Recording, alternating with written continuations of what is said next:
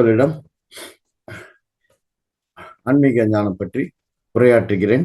நமது பிரம்மரிஷி பிதாமகா டாக்டர் பத்திரிஜி ஐயா அவர்கள் எழுதிய துளசி தளம் புத்தகத்திலிருந்து. மாஸ்டர்ஸ், நான் இப்பொழுது கூட போவது ஒரு அடிப்படை தான். தியானத்தை பற்றி ஒரு அடிப்படையும் பிராணாயாமம் பற்றியும் ஒரு அடிப்படையும் உங்களிடம் கருத்து பரிமாற்றம் செய்ய உள்ளேன். ஆன்மீக விஞ்ஞானிகள், ஸோ நாம் எத்தனையோ மகான்கள், கிருஷ்ணர், சிவபெருமான், மகான் அவதார் பாபாஜி, அகத்தியர், திருமூலர், வள்ளலார், மகாவீரர், புத்தர், Jesus, Milarepa, Guru Nanak, Seth Master, Don Juan, Lobsang Rampa, Osho Rajneesh போன்ற அனைத்து ஆன்மீக விஞ்ஞானிகளுக்கும் நான் முதற்கண் வணக்கத்தை தெரிவித்துக் கொள்கிறேன். இப்படி மேலும் மேலும் உலக புகழ்பெற்ற பல மகான்கள் அனைவரும் மகா யோகிகளே, அனைவரும் சிறந்த ஆன்மீக விஞ்ஞானிகளே. ஆதலால் நமது பிரம்மரிஷி பிதாமகா டாக்டர் பத்திரிஜி ஐயா கூறுவது, நாமும் இவர்களை போல் ஆன்மீக விஞ்ஞானிகளாக ஆக வேண்டும், ஸ்பிரிச்சுவல் சயின்டிஸ்டாக ஆக வேண்டும் என்று அவருடைய கருத்தில் கூறுகிறார். ஆன்மீக சாஸ்திரம் அனைவரும் தவறாமல் முதலாவதாக முறையாக கற்றுக்கொள்ள வேண்டிய ஒரு சாஸ்திரம், அதுவே ஆன்மீக சாஸ்திரம். வாழ்க்கையின் சத்தியங்கள் பற்றி கூறும் சாஸ்திரம், வாழ்க்கையின் சத்தியங்கள், அதுவே அனைத்திற்கும் மூலம். நம் அனைவருக்கும் ஆன்மீக சாஸ்திரம் அவசியமானது. கலை, படிப்பு மற்றும் அநேக சாஸ்திரங்களும் முக்கியமானதுதான். ஆனால் முதலில் ஆன்மீக சாஸ்திரத்தை நாம் கற்றுக்கொள்ள வேண்டும். அதன் பிறகு மற்ற கலை, அறிவியல், படிப்பு, பொறியியல், மருத்துவம் போன்ற மற்றவர்களையும் கற்றுக்கொள்ள வேண்டும். ஸோ ஆன்மீக சாஸ்திரத்தின் பிரிவுகள். ஆன்மீக சாஸ்திர விஞ்ஞானத்தில் பொதுவாக 4 பிரிவுகள் உள்ளன. 4 subdivisions. Number 1 meditation, number 2 enlightenment, number 3 moment to moment awareness, number 4 thought power. அதாவது நம்பர் 1 மெடிடேஷன் என்றால் தியானம், நம்பர் 2 என்லைட்மெண்ட் என்றால் திவ்ய ஞான பிரகாசம், ஞானத்தை அடைவது.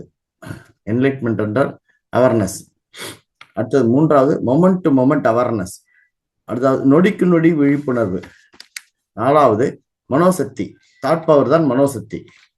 ஸோ தியானத்தின் மூலம் மட்டுமே திவ்ய ஞான பிரகாசம் பெறுவதற்கு தகுதி உடையவர்களாகிறோம். தியானம் செய்தால் நாம் திவ்ய ஞான பிரகாசம் அடைய முடியும். ஸோ திவ்ய ஞான பிரகாசம் பெறுவதால் மட்டுமே நொடிக்கு நொடி விழிப்புணர்வு என்பது நிலையாக இருக்கும்.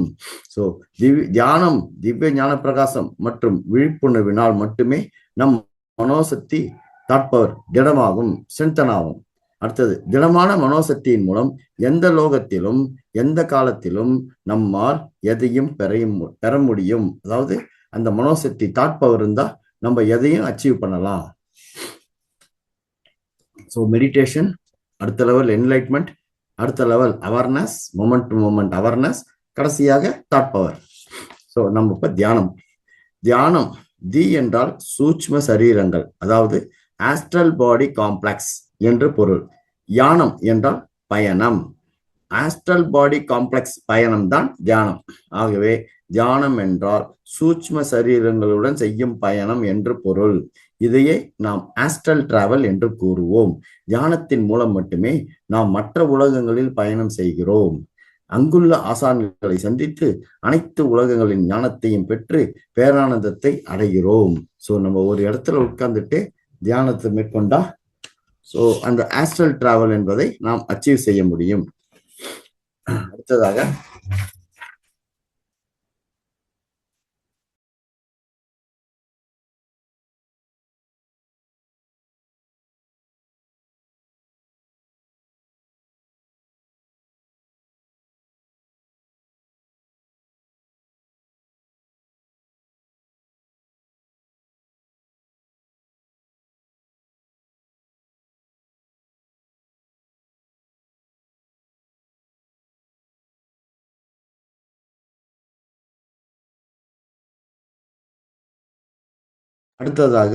திவ்ய ஞான பிரகாசம்.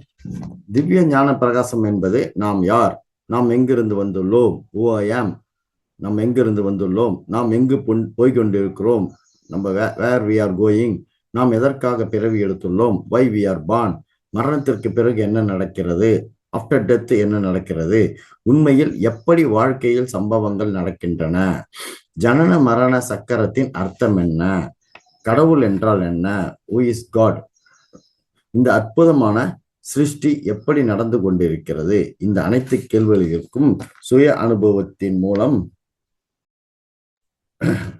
முழுமையாக பதில் தெரிந்து கொள்வதுதான் ஞானம். பிறகு அதன்படி நடப்பவர்களே திவ்ய ஞான பிரகாசத்தை பெற்றவராவார்கள். நாம் தியானத்தின் மூலம் நேரடியாகவும் தியானிகளின் அனுபவங்களை கேட்பதாலும் ஆன்மீக புத்தகங்களை படிப்பதாலும் மறைமுகமாக திவ்ய ஞான பிரகாசத்தை பெற முடியும்.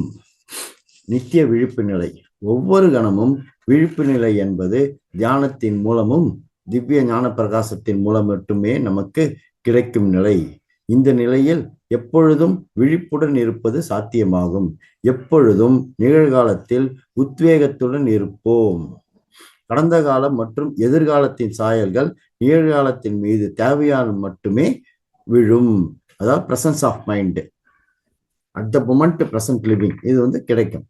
ஒரு ஆன்மீக சாஸ்திர மாணவன் தியானத்தில் நிபுணத்துவம் பெற்ற பின், எக்ஸ்பர்ட் ஆன பின், திவ்ய ஞான பிரகாசம் பெற்ற பின், பூரண ஆன்மீக விஞ்ஞானி ஆன பின் எப்பொழுதும் பயிற்சி செய்ய வேண்டிய நிலையை ஒவ்வொரு கணமும் விழிப்புணர்வு அவேர்னஸ். ஸோ ஒவ்வொரு நாளும் ப்ராக்டிஸ் செய்யணும் தியானத்தை. நம் உள்நிலைகளாகட்டும் நம் வெளி நிலைகளாகட்டும் ஒவ்வொரு கணமும் மாற்றம் அடைந்து கொண்டே இருக்கும். ஸோ ஆதலால் எதுவும் நிலையானது அல்ல, அனைத்துமே தற்காலிகமானது, அனைத்தும் சைத்தன்யமானது, அனைத்தும் உருவமற்றம் அடைவது. மாறிக்கொண்டே இருக்கும் உலகத்தில் தற்போதைய சூழ்நிலையில் தற்போதைய பிரச்சனையை அடையாளம் கண்டு அதற்கேற்றவாறு ஒவ்வொரு கணமும் விழிப்பு நிலையில் இருப்பதே நித்திய விழிப்பு நிலை ஆகும். இதான் பிரசன்ஸ் ஆஃப் மைண்டுங்க. அடுத்தது தாட் பவர், மனோசக்தி. நம்மிடம் அளவற்ற ஆற்றல் உள்ளது. ஒவ்வொரு மனிதரிடம் அளவற்ற ஆற்றல் உள்ளது. ஆண் பெண் வயது வித்தியாசம் பாராமல் ஒவ்வொருவரிடமும் அளவற்ற ஆற்றல் உள்ளது என்று தெரிந்து கொண்டு அதை எப்பொழுதும் பயன்படுத்த வேண்டும். நாம் எதை நினைத்தாலும் அது நடந்தே ஆக வேண்டும். அதனால் மனோசக்தி என்பது தியானத்தின் மூலமும் திவ்ய ஞான பிரகாசத்தின் மூலமும் மட்டுமே பெற முடியும். வேறு எந்த வழிகளிலும் கிடைக்கப் பெறாது மனோசக்தி.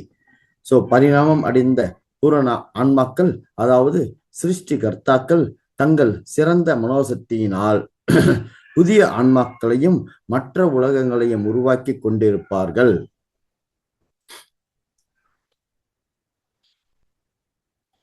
ஸோ தியானத்தினால் கிடைக்கும் பலன்கள்.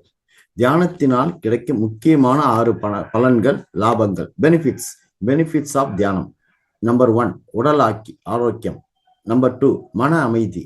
உடல் ஆரோக்கியம் என்பது ஹெல்த், குட் ஹெல்த். நம்பர் 2 மன அமைதி என்பது இன்னர் பீஸ்.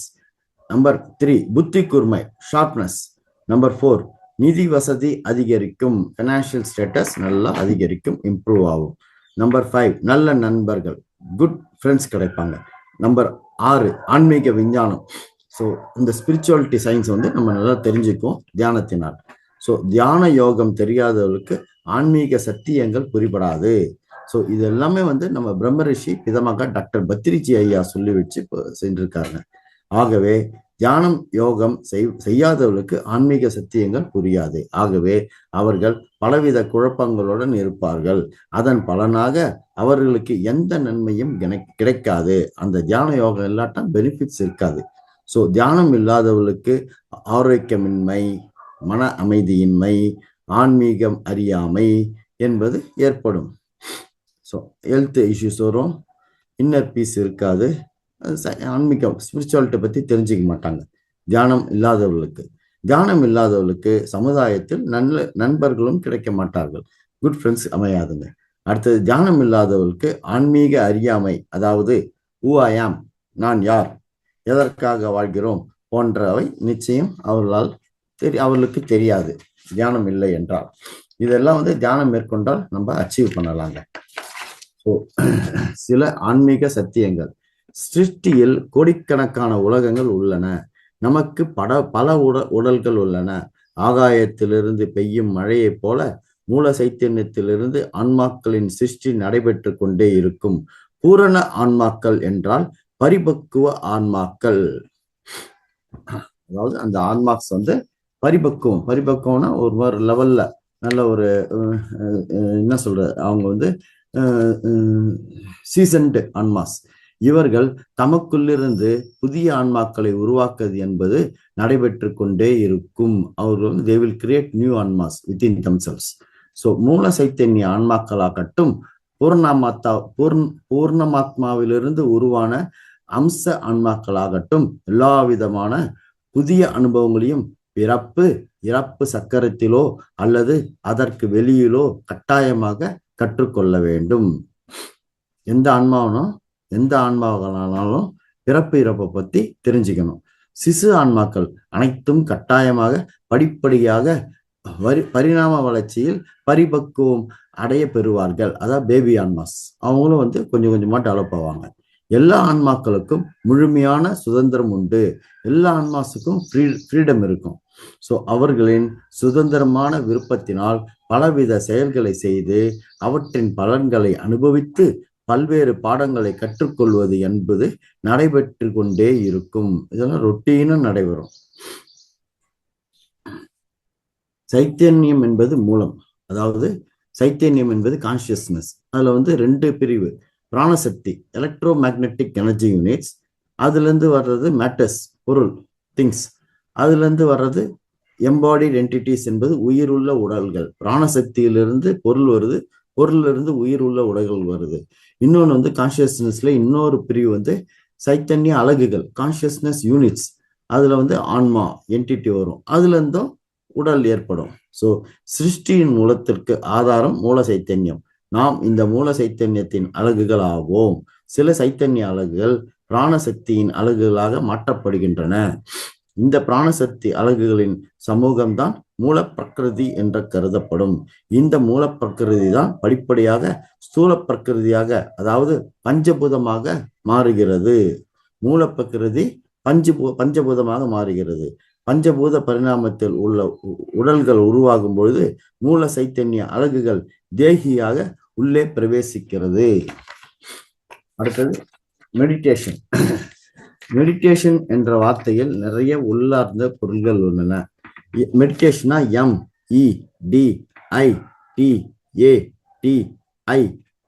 MEDITATION என்ற ஸ்பெல்லிங் வரும். அதுல எம்னா மெடிடேஷன் தியானம், ஈனா எனர்ஜி கன்சர்வேஷன் சக்தி சேமிப்பு, டினா டிட்டாச்மெண்ட் பற்றுதல் இல்லாமை, ஐனா இன்டென்ட் ஒருமுகப்படுத்துதல், டீனா தேர்ட் ஐ மூன்றாம் கண், ஏனா ஆஸ்ட்ரல் டிராவல் சூட்ச்ம சரீர பயணம், டீனா தாட் பவர் மனோசக்தி, ஐனா இன்டலெக்ட் புத்தி கூர்மை, ஓனா ஓவர் செல்ஃப் கான்டாக்ட் பூர்ணாத்மாவின் ஞானம், என்னன்னா நிர்வாணா முக்தி மோட்சம் துக்கமற்ற நிலை.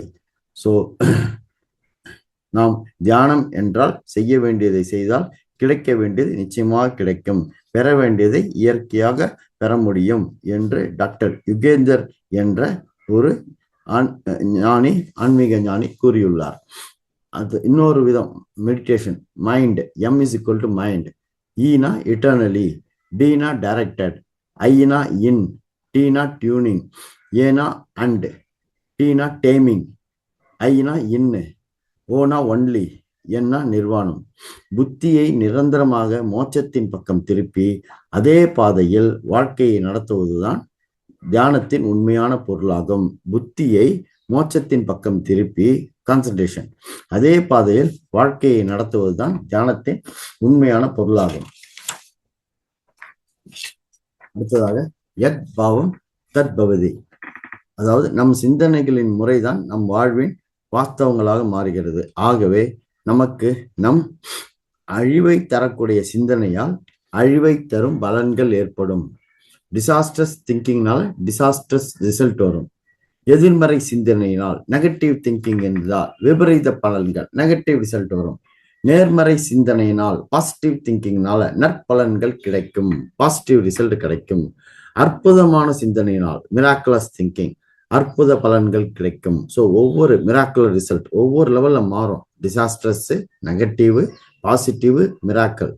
மிராக்கல்னா ரொம்ப அற்புத பலன்கள் கிடைக்கும். நம்ம தாட்ஸை வந்து லெவல் மாத்திக்கிட்டே இருக்கணும்.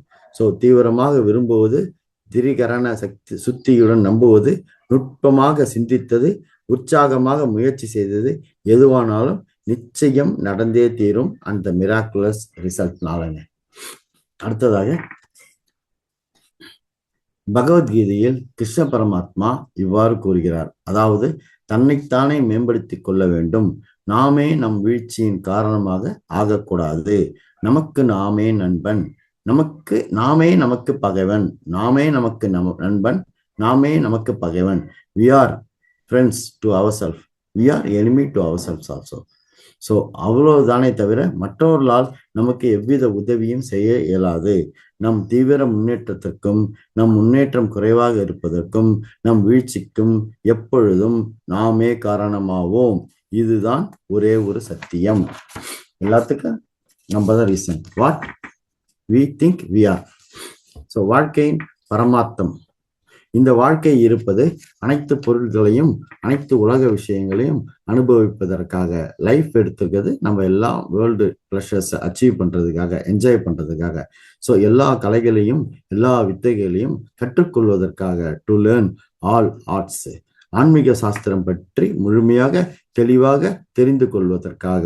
முக்கியமாக ஆன்மீக சக்திகளை முடிந்த அளவு பெறுவதற்காக.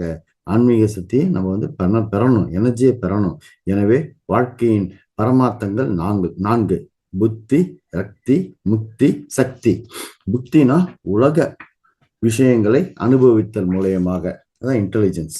2வது ரக்தி, கலைகள், ஆடல்கள், பாடல்கள் மூலமாக. 3வது முக்தி. முக்தி என்பது ஆன்மீக விஞ்ஞானம் மூலமாக. 4வது சக்தி. சக்தி என்பது யோக சாதனை மூலமாக. அடுத்தது திரிவித ஆனந்தம். 3 விதமான ஆனந்தங்கள் உள்ளன. என்ஜாய்மெண்ட், அதாவது 3 விதமான ஆனந்தங்கள். நம்பர் 1 பொருளானந்தம், நம்பர் 2 பஜனானந்தம், நம்பர் 3 பிரம்மானந்தம். ஸோ நம் வாழ்க்கை இருப்பது அன்னமய சோகத்தின் மூலம் பொருளானந்தம் பெறுவதற்காக. நம்பர் 2 மனோமய சோகத்தின் மூலம் பஜனானந்தம் பெறுவதற்காக. நம்பர் 3 விஞ்ஞானமய சோகத்தின் மூலம் ஆனந்தமய கோஷத்தின் மூலம் பிரம்மானந்தம் பெறுவதற்காக. அன்னமயம் கோஷத்தின் மூலம் பொருளானந்தம் பெறுவதற்காக. மனோமய கோஷம் மூலம் பஜனானந்தம் பெறுவதற்காக. விஞ்ஞானமய கோஷம் மூலம் ஆனந்தமய கோஷத்தின் மூலம் பிரம்மானந்தம் பெறுவதற்காக. இவ்வாறாக கூறப்பட்டுள்ளது. நம் இறுதி லட்சியங்கள். நாம் திரிகால ஞானியாக இருக்க வேண்டும். நம்மளுடைய ஃபைனல் எண்ட் ரிசல்ட் திரிகால ஞானியாக இருக்க வேண்டும். நாம் திரிகால சஞ்சாரம் செய்ய வேண்டும். இந்த மாமிச பிண்டத்தை மந்திர பிண்டமாக மாற்ற வேண்டும். ஸோ தியானத்தின் சூட்சம பயணம் செய்து 3 உலகங்கள் பற்றிய அனைத்து தகவல்களையும் அறிந்து தன்னுடைய ஞானத்தை வளர்த்து கொள்ள வேண்டும். மாமிச பிண்டம் என்றால் அன்னமய கோஷம், பௌதிக உடல். மந்திர பிண்டம் என்றால் பிராணமய கோஷம், ஆற்றல், அதான் உடல். அதனால் அன்னமய கோஷத்தை பிராணமய கோஷமாக மாற்றிட வேண்டும். இதுதான் ஒவ்வொரு மனிதனின் இறுதி லட்சியங்களாகும். ஜன்ம பரம்பரையில் இவையெல்லாம் சாத்தியமே. இதெல்லாம் முடியும். எந்த பிறவியில் இந்த இறுதி லட்சியங்களை அடைய நிச்சயம் செய்கிறோமோ அதுதான் கடைசி பிறவியாகும். யத் பாவம் தத் பவதி, யா மதிஹி சா கதிர்பவேத். அதாவது நம் சிந்தனை போல்தான் நம் வாழ்க்கையும் இருக்கும். அதான் நான் சொன்னேன். What we think, that is our life. So நம் புத்தியை பொறுத்தே நம் நிலை. You are what you think. நம் புத்தியை பொறுத்தே நம் நிலை இருக்கும். நம் மனதில் இந்த லட்சியங்களை வைத்து தீட்சையுடன் பயிற்சி செய்தால் வாழ்க்கை அது போலவே இருக்கும். இறுதி லட்சியங்களை இலக்குகளாக வைத்துக் கொள்வோம். இந்த பிறவியை இறுதி பிறவியாக ஆக்குவோம். ஸோ நாம் செய்ய வேண்டியது தினமும் கட்டாயமாக என்ன செய்ய வேண்டும்? தியான பாதையில் புதிதாக இணைந்தவர்கள் கடைபிடிக்க வேண்டியது தினமும் கட்டாயமாக குறைந்தபட்சம் 1 மணி நேர தியானம், 1 மணி நேரம் புத்தகம் படித்தல், அடுத்து 1 மணி நேரம் சஜ்ஜன சாங்கத்தியம் கண்டிப்பாக செய்தே ஆக வேண்டும். அதாவது பிரமிட் ஸ்பிரிச்சுவல் சொசைட்டி மூமெண்ட்ல அவங்க சொல்ற ஈக்குவேஷன் வந்து 3 மணி நேரம் தியானம், 2 மணி நேரம் சுவாத்தியாயம், 1 மணி நேரம் சஜ்ஜன சாங்கத்தியம், 3:2:1. ஸோ அதுல வந்து மினிமமா 1:1:1 ஒரு மணி நேரம் கட்டாயமாக தியானம், 1 மணி நேரம் புத்தகம் படித்தல், 1 மணி நேரம் சஜ்ஜன சாங்கத்தியம். இது போல சஜ்ஜன சாங்கத்தியம் அடுத்தவங்க பேசுறதை கேட்கறது, காதால கேட்கறது. அது வந்து நம்ம ஒரு 1:1:1 என்ற ரேஷியோவில் நம்ம அதாவது ப்ராக்டிஸ் பண்ணணும். ஸோ அது மீதி இருக்கும் நேரங்களில், மீதி 21 நேரங்களில் சந்தோஷமாக திருப்தியுடன் வாழ்வது, எல்லா வித அனுபவங்களையும் பெற வேண்டும். So we have to be happy and enjoy life. அடுத்தது அக்ஷராபியாசம். அதாவது அச்சரம் என்றால் அ பிளஸ் சரம், அச்சரம். ஷரம் என்றால் அழிவு. அச்சரம் என்றால் அழிவு இல்லாதது. ஷரம் என்றால் அழிவு. அச்சரம் என்றால் அழிவே இல்லாதது. சைத்தன்யம் என்றால் கான்சியஸ்னஸ். சைத்தன்யம் என்றால் அச்சரம், அதாவது அழியாத பொருள். நாம் சைத்தன்யம் உள்ள ஆன்மாக்கள் என்ற சத்தியத்தை தொடர்ந்து பயிற்சி செய்வதன் மூலம் அக்ஷராபியாசம், தியானம் செய்யும் முறையைதான் அந்த அக்ஷராபியாசம். ஆன்ம ஞானத்தை பெறுவதுதான் அக்ஷராபியாசம். நாம் பிறந்ததே அக்ஷராபியாசத்திற்காக தான். ஸோ புனரபி ஜனனம் புனரபி மரணம், புனரபி ஜனனம் புனரபி மரணம். ஸோ அடுத்ததாக இந்த நொடியில் நம் கடமைகள். இந்த நொடியில் இந்த மொமெண்ட்ல நாம் செய்ய வேண்டிய வேலைகள் எவ்வளவோ இருக்கும். அவற்றில் செய்ய வேண்டியது ஒன்றுதான். செய்ய முடிந்ததில் அவசியமானது எதுவோ அதை கண்டறிந்து எது ரொம்ப ரொம்ப இம்பார்ட்டன்ட்டோ அதை நாம உணர்ந்து அந்த பணியில் ஈடுபடுவதே நமது கடமையாகும். அதுதான் சொல்லுவாங்க, டூ யுவர் டியூட்டி ஃபர்ஸ்ட். நமக்கும் மற்றவர்களுக்கும் மனம், சூழ்நிலைகள், இயற்கை எல்லாமே ஒவ்வொரு நிமிடமும் மாறிக்கொண்டேதான் இருக்கும். ஒவ்வொரு மனிதரும் ஒவ்வொரு குவாலிட்டி. இப்ப நம்ம இந்திய பாப்புலேஷன் 140 கோடினா 140 கோடியும் ஒவ்வொரு மனிதரும் ஒவ்வொரு குவாலிட்டி இருப்பாங்க. எல்லாருமே ஒன்னா இருக்க மாட்டாங்க. ஸோ நமக்கும் மற்றவர்களுக்கும் மனம், எண்ணம், சூழ்நிலைகள், ஒவ்வொருத்தருடைய சர்க்கம்ஸ்டன்சஸ், இயற்கை, ஒவ்வொருத்தருடைய நேச்சரு எல்லாமே ஒவ்வொரு மொமெண்ட்டுக்கும் மாறிக்கொண்டே இருக்கும். ஸோ மாறிக்கொண்டு இருக்கும் ஒவ்வொரு நிமிடத்திலும் அனைத்து சூழ்நிலைகளும் நம் கடமைகளை கண்டுகொண்டு அதை செய்ய வேண்டும். ஸோ அந்த மொமெண்ட்ல, அந்த சிச்சுவேஷன்ல, அந்த மினிட்ல நமக்கு என்ன ஒரு ஹேப்பனிங் நடக்கணும் இருக்குதோ அதுக்கு தகுந்த மாதிரி நம்ம ஆக்டிவிட்டியை மாத்திக்கணும். ஸோ ஒவ்வொரு நிமிடத்திலும் அனைத்து சூழ்நிலையிலும் நாம் நம் கடமைகளை செய்ய தவறவே கூடாது. ஸோ கடமை, கண்ணியம், கட்டுப்பாடு என்று சொல்றாங்கல்ல, அதனால ஒவ்வொரு மொமெண்ட்லயும் அந்த கண்ணியத்தோடும் கட்டுப்பாடோடும் நம்ம கடமையை செய்து கொண்டே இருக்கணுங்க. ஸோ இதுதான் புத்தர் அவர்களும் சொல்லியிருக்கார். எப்பொழுதும் நம் கடமைகளை சரியான முறையில் செய்து கொண்டே இருக்கணும். நடைபயிற்சி நேரத்தில் நடக்க வேண்டும், உண்ணும் நேரத்தில் உண்ண வேண்டும். தன் பணிகளை சரியான முறையில் செய்யாமல் அதை புறக்கணித்து விட்டு மற்ற விஷயங்களை பற்றி சிந்திப்பதில் நம் நேரத்தை வீணாக்க கூடாது. நம்ம டைம் வேஸ்ட் பண்ணக்கூடாது. Time is gold, time is precious. அந்த மொமெண்ட்ல என்ன செய்யணுமோ அதை நம்ம செஞ்சே ஆகணும் அனைவரும். ஸோ திவ்ய ஞான பிரகாசத்தின் மூலம் மட்டுமே நம் மனம் நிகழ்காலத்தில் இருக்கும். ஸோ இந்த தியானம் மேற்கொண்டால்தான் நம் திவ்ய ஞான பிரகாசம் ஸ்டேட்டஸுக்கு வர முடியும். அந்த மொமெண்ட் டு மொமெண்ட் அவேர்னஸ் வரும். அதனால்தான் நம் மனம், பிரசன்ஸ் ஆஃப் மைண்ட், இந்த பிரசன்ட் சுச்சுவேஷன்ல என்னவோ நம்ம அதுக்கு தகுந்த மாதிரி நம்மளால செயல்படுத்த முடியும். ஸோ மற்ற விஷயங்களை பற்றி அனாவசியமாக சிந்திக்காமல், அடுத்தவங்களை பத்தி கூட நம்ம சிந்திக்க தேவையில்ல. இந்த மொமெண்ட்ல நம்ம என்ன செய்யணும் என்று நாம் சிந்தித்து நாம் செயல்படணும். இப்படி சிந்திக்காமல் இருப்பதே நிகழ்காலத்தில் இருப்பதாகும். மற்ற விஷயங்களை பற்றி அனாவசியமாக சிந்திக்காமல் இருப்பது நிகழ்காலத்தில் இருப்பதாகும். நிகழ்காலத்தில் இருப்போரால் மட்டுமே விழிப்புணர்வுடன் இருக்க முடியும். அவேர்னஸ், விஜிலண்டா இருக்க முடியும். விழிப்புணர்வுடன் இருக்கும் மனிதனால் மட்டுமே தன் கடமைகளை சரியாக நிறைவேற்ற முடியும். யார் ஒருத்தர் ஒரு அவேர்னஸோட இருக்காரோ அவருதான் அவருடைய டியூட்டியை பெர்ஃபார்ம் பண்ண முடியும். சரியான நேரத்தில் செய்ய வேண்டிய கடமைகளை நிறைவேற்றுவரால் மட்டுமே முன்னேற முடியும். அப்பதான் நம்ம டெவலப்மெண்ட் ஆக்டிவிட்டியில போக முடியும். நம்மளை செலுத்திக்க முடியும். நம்ம எனர்ஜி டெவலப்மெண்ட் ஆக்டிவிட்டியில யூஸ் ஆகும். ஸோ அடுத்ததாக, மனிதருக்கு உடல் ரீதியாக, மன ரீதியாக அல்லது ஆன்மீக ரீதியாக கீழ்நிலையிலிருந்து உன்னத நிலைக்கு வருவதற்கு ஒரு முக்கியமான குணம் தேவைப்படுகிறது. அதுதான் அசந்தர்ப்பமான பேச்சு, வம்பு பேச்சு, பிரஜல்பம் என்பது பொருள். பிரஜல்ப ராகித்யம் என்றால் அனாவசியமாக தேவையில்லாததை பேசாமல் இருப்பது. ஸோ இது புற்றுநோயோட பயங்கரமானது, இந்த அனாவசியமா பேசுறது. இது மனிதனை கொன்றுவிடும். அதனால் ஒரு வார்த்தை கூட அனாவசியமாக தேவையில்லாமல் பேசக்கூடாது, லூஸ் டாக்ஸ் கூடாது. தேவையற்ற பேச்சை நிறுத்தினால் இயல்பான உயிராற்றலை இழக்காமல் அளப்பரிய ஆற்றலை நாம் சேமிக்க முடியும். எனர்ஜியை நம்ம சேவ் பண்ணலாம். ஸோ நமக்குள் நிறைய சக்தி சேகரித்தால் நாம் உற்சாகத்துடன் ஆற்றலுடன் சந்தோஷமாக வாழலாம். ஸோ பிரஜல்ப ராகித்யம் என்பது சக்தியை சேமித்தல் ஆகும். நம்ம எனர்ஜியை நாம சேமிக்கணுங்க. அந்த சக்தியே உடல், மனம், ஆன்மீக தூய்மைக்கும் வளர்ச்சிக்கும் உயர்வுக்கும் படிப்படியாக வழிவகுக்கும். ஸ்டெப் பை ஸ்டெப்பா டெவலப்மெண்ட் ஆகும். ஸோ இந்த பிரஜபலத்துடன் இருப்பவர் சக்தியற்றவன், பலவீனமானவன், போகத்தை விரும்பும் சாதாரண மனிதன் இருந்தாலும் சரி, அல்லது மோட்சத்தை அடைய ஆசைப்படும் மனிதனாக இருந்தாலும் சரி, எல்லோரும் இந்த பிரஜல்ப ராகித்யம் என்பது அவசியமானது. அடுத்தது கிரியா யோகம். கிரியா என்றால் செய்ய வேண்டியது, யோகம் என்றால் சாதனை முயற்சி. ஆக கிரியா யோகம் என்றால் செய்ய வேண்டிய சாதனை.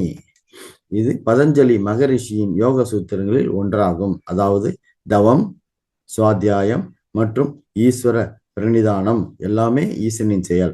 இது மூன்றும் சேர்ந்தால் அதுதான் கிரியா யோகம். தவம் பண்றது தியானத்தினால், சுவாத்தியாயம் புத்தகங்களை படிப்பது, ஈஸ்வர பிராணிதானம் எல்லாம் ஈசனின் செயல். இது மூன்றும் சேர்ந்தால் அதுதான் கிரியா யோகம்.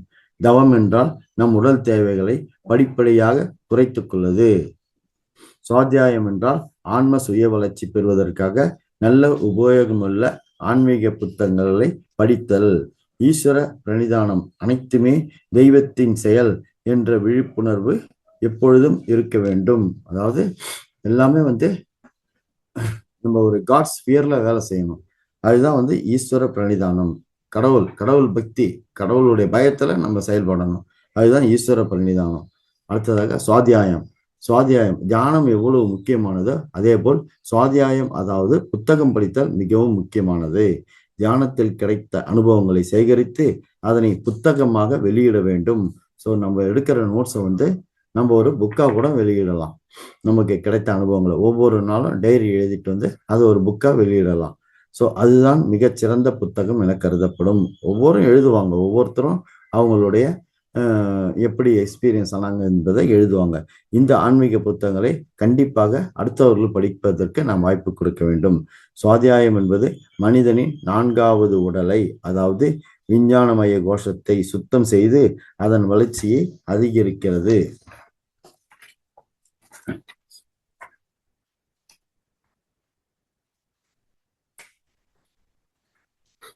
நமது பிரம்மரிஷி பிதமகா டாக்டர் பத்ரிஜி சார் ஐயா அவர்கள் கூறியது மௌனத்தின் ஞானம்.